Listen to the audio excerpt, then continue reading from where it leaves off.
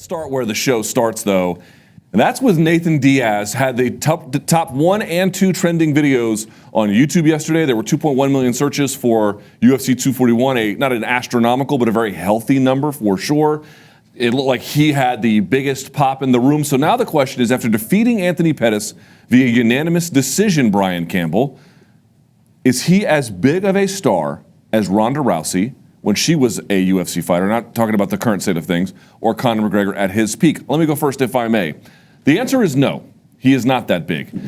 At least I don't think there's enough evidence to conclude. Right. The answer is until he's headlining a pay-per-view as the A side, you're never going to know that answer. We won't know the answer, but here's what we can conclude.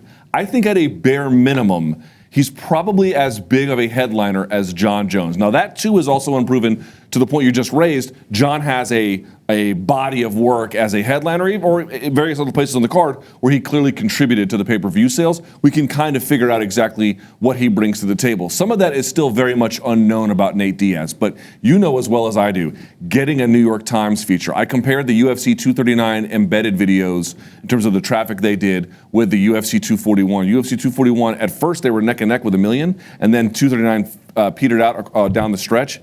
Just million, 1.5 million. He made Daniel Cormier look like 2. Daniel Kelly, basically, in terms of interest. The whole point is there was sustaining interest around him. Then he goes out there and has a huge pop with the crowd. I think absolutely delivered in terms of 3 years off. Like, that was a great performance. Not a perfect one by any stretch. Then gets on there, sets up his next one against the other guy in the UFC who's also coming off of big buzz.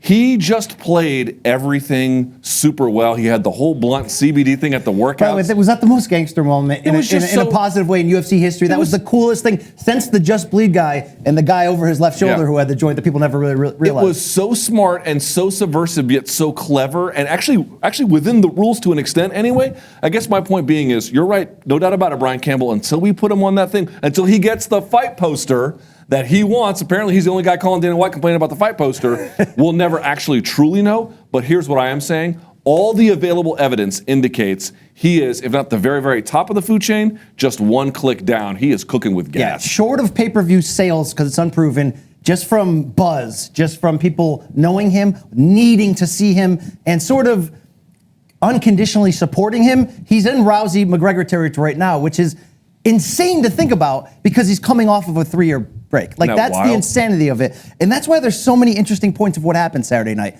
This is arguably the best submission win of his career, even bigger than submitting Conor McGregor in 2016. And I know what you're going to say. This fight went to the cards, right? Yeah. I'm talking about afterwards, at the dais, at the press conference, when Dana White sort of sits there and reluctantly goes, yep, he moves the needle. And that moment was so poignant to me. Because here's the deal.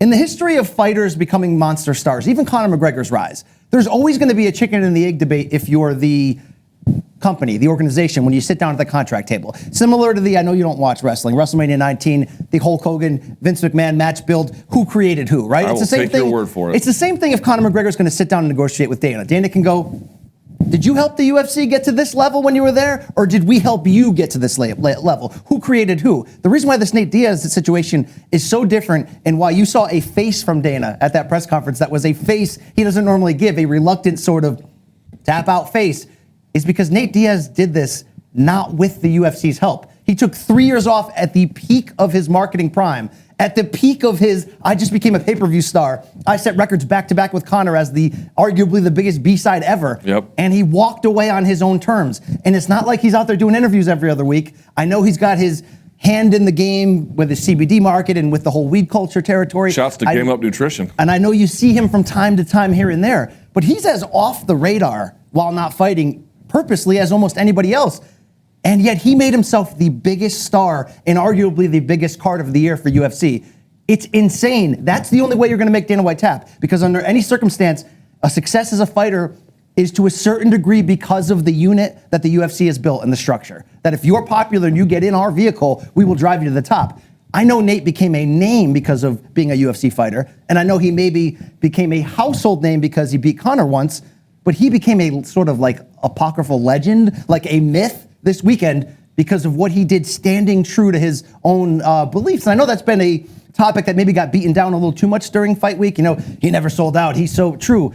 But that's why he gets that love. That's why when Jorge Masvidal had that 5-second moment and everything that went around that, we were like, this guy might be the next big star, because in the fight sports, in the promotion game, there's so much fake that you use in an effort to bring people in. There's so much pro wrestling that you use that when you get something that's real, something that's true currency that Nate has and that Nate stands on and that he employs, you cannot get away from it. It's so authentic, it's so real, and you cling for that. Just like regular fans want fights to actually be fights between two people that hate each other, and the reality is it's a business, sometimes it's a sport. Nate is something that cuts right through the bullshit, and he's like, I am the realest MFer. I'm basically that crazy dude who lives below you in your apartment building, only I get to do this on pay-per-view for a living. And the fact that Dana White finally bought in was the biggest victory at 241, way bigger than anything Stipe did in the cage that night. Which, by the way, Dana White, after he said that, they brought that up to Nate Diaz, who spoke later in the post-fight press conference, and he was like, that's a mistake to say out loud that I'm good for business. You know he's going to use that against them, however that may be in the next iteration, which we'll talk about in just a second. But one more note should be made here, that Southern California market is sort of a weird market for MMA. On the one hand, it's a hotbed. They recruit tons of talent from there. There's tons of gyms there. You could put on and see tons of shows there, some of the smaller regional ones. But it's a little bit hard to sell out because they're so spoiled. They set a record for MMA shows in California with the gate. And again, I'm sure that Stipe and DC played their role in that to an extent, Romero and Costa. But the anchor of that, quite clearly, from all the visible information that we could glean, was Nate Diaz was the one who led that charge. He helped the UFC set a record in one of the hardest places to set a record. Again, just another log on the fire that he is building. And can I double down on sort of the ridiculousness? He did this not only out of the public eye, like I mentioned, but with UFC and Dana White talking bad about him basically at every turn.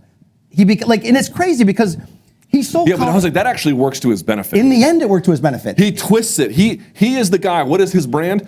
The UFC's Law and Order, he's the rebel. So anytime that they double down on that, he just ends up looking better in the end. Because the 3-year break changed the narrative of him against the machine. Because it's people like me, every time I'm in front of a microphone going, UFC, when are you going to realize your next big pay-per-view star is that guy who's high sitting on the couch in Stockton right now? Like, when are you going to wake up and realize that? Right. And it's crazy, as we cling to the anti-hero counterculture thing that he gives as a message, it's not that he's the first to do that. You can argue maybe like Tank Abbott was the first guy to bring that in. Even Conor McGregor, to a degree, Luke, on his initial rise, had sort of that trash-talking, not necessarily middle finger, but you get what I'm saying. Hip-hop swag. A little bit of an edge and swag that's non-conformity.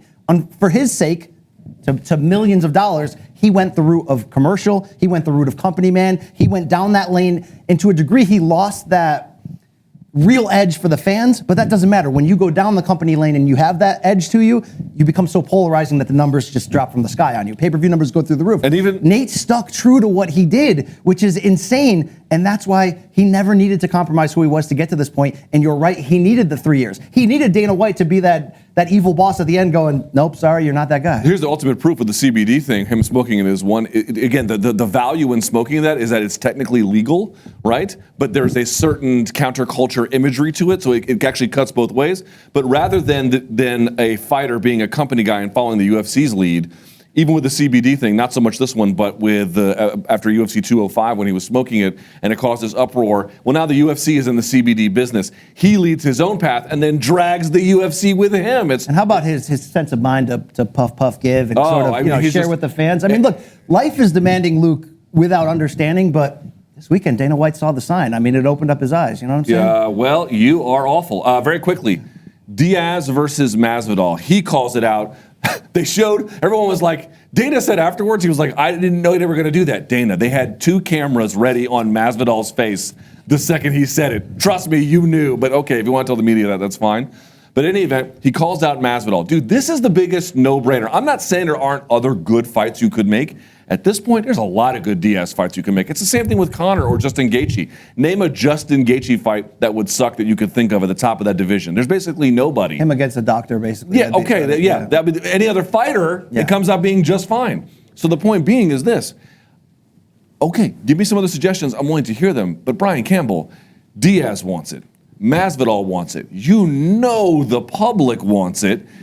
Dana White himself even saying he wants it. Are they going to fuck it up, though? Wow. Hold on. You can pick that up? Are they going to F that up and make it a 3-rounder by putting it underneath a title fight when that fight, Brian Campbell could headline a show. Inject it, right? Rub that a little bit. What are they going to do? What's the UFC going to do? It sounds so good to be true because everybody wants it. It's so perfect that ultimately you may not get it. I don't want to be a harbinger of doom here. I don't want to be a negative Nancy here. Look at these two heterosexuals. Look at those guys. But here's the deal. We're going to find out whether all that stuff I just said about Nate Diaz and finally getting ahead of Dana and getting one on him is actually true. The proof will be in the pudding, as Floyd would say, in terms of what's next for Nate Diaz. Is Dana White and company going to treat him like a legitimate brand that he is? Dana showed you verbally with facially that he was there, but it's going to matter if they're willing to put Nate in a pay-per-view main event that does not have a forced interim title or any situation like that. If they're willing to say that, what Nate said, which is brilliant. He said, I've got this title now, I want to defend it. He's talking about... So smart. Same thing we kind of said on Conor's rise, when it didn't even matter what division he was in. There's almost this Conor pay-per-view championship. Nate sort of has the derivative of this... remember Eddie Alvarez was trying to put over the most violent man championship that he fought against Gaethje? You kind of have that with Nate right now, and it's just the idea of celebrity fights. What fights can you make that are fun? But elite celebrity fights. If he can get that, if he gets Jorge Masvidal next, after calling it into existence, it will show you that they're ready to take advantage of what he has left. Because honestly, between you and me here and everybody else watching, to try to predict Nate Diaz's mind and what might be next for him would be futile. Yeah, but you don't have to predict. He outright said, I would like to fight Jorge Masvidal next. When I say next, I mean bigger picture. I mean, I'd love to say, okay, he's 34, he's back. He just proved in the cage that he's still elite. Let's fight 4 to 5 more times over the next 3 years. I see. He may fight once more and walk away for good and get pissed off at something. You never know at this point. Right.